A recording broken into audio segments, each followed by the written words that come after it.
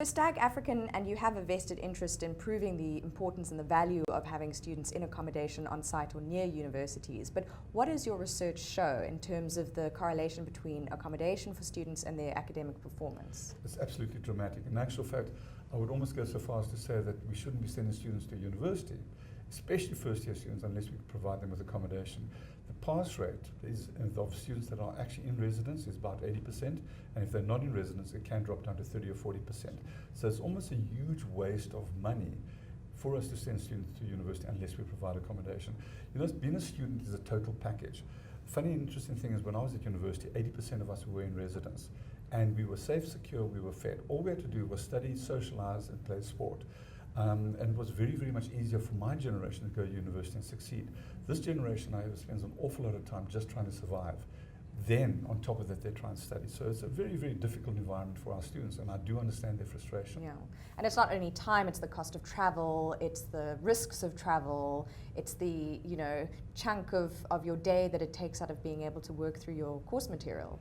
Correct, and when you're living in well-designed student accommodation that focuses on the concept of community, for example, the knock-on effect of being able to work together and study together and teach each other is actually quite huge. And we find that in our residences at the moment. Very interesting, at Stellenbosch University, we've designed our entire accommodation around the idea of creating homes within this village, which is the entire campus. And we find a lot of unexpected success stories. For example, a very interesting thing, the students have found that in our residences, their academic performance improves quite dramatically. That was more or less anticipated, and we were designing for that. But another very interesting thing, the one girl said to us that her cost of food has dropped by 10,000 Rand a year. Now, that was astounding for us. So we said to her, why is that? So, well, they love cooking in the communal areas, so they cook in fresh food rather than buying pre-cooked food. Buying a roti from the local. Which actually is very unhealthy and is actually very, very expensive if that's all you're eating all day long. Yeah.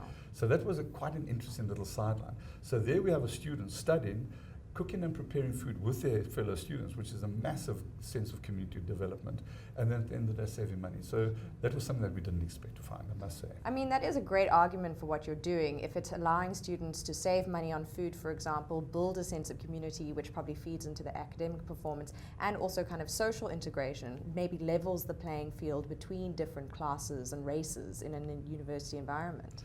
Well, that's very interesting you say that, Erin. Our university residences are the most diverse entities or institutions in the entire country. We see a total and complete mixture of race, religion, creeds in our residences.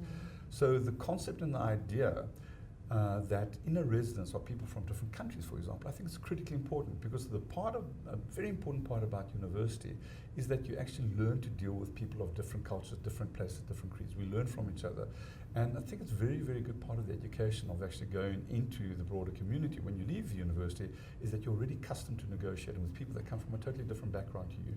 So the whole concept of residence and the building itself becoming an educational tool is critically important to the whole mix of what this thing called student life is all about. You know that only 60% of education occurs within the classrooms. 40% of the education at university occurs outside the classroom. A lot of people think it's the other way around. Sure. That outside the classroom, 60% of what you become at university is through the environment that you function in outside of the classroom. And where does that data come from? The data is well researched. I got that data from an organization called a CUI, which is the Association of College and University Housing Officials International. We're a member of it. Most university housing officials are a member of it. They've done that research. Stellenbosch University itself has also done extensive research into that, and they've found at their universities that if the student is in accommodation in residence in the first year, the chances of passing goes up to 83, 84%.